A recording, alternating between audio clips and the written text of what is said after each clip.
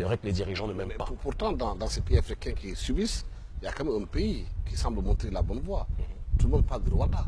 Moi, je ne suis pas sûr que le Rwanda soit cette bonne voie telle qu'on nous la présente. Et la question qu'il faut se poser, très cher frère, qui décrit le Rwanda en priorité comme un bon exemple? Avant les pays africains, qui décrit le Rwanda comme un bon exemple?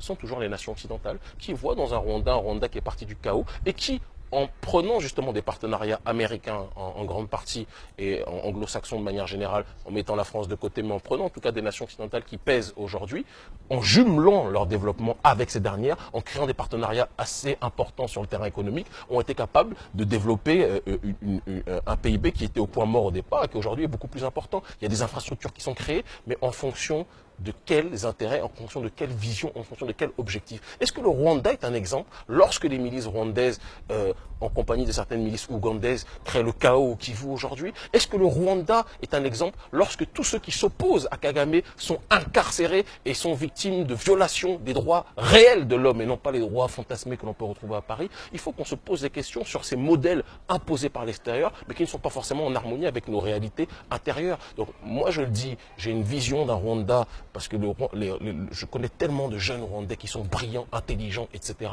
et qui eux-mêmes vous diront que le Rwanda qu'on présente comme le modèle n'est pas tant le modèle que ça. Tout comme le Congo, je n'en parle même pas, et les pays de la région, c'est un drame. Mais faisons attention là aussi, encore une fois, quand on parle de refuser le colonialisme, ça consiste aussi à refuser le colonialisme médiatique qui nous dit, parce que France 24 ou parce que telle ou telle chaîne a dit que ce pays-là est un pays modèle, tous les Africains doivent le répéter. Je suis désolé que les choses, à mon sens, sont beaucoup plus complexes.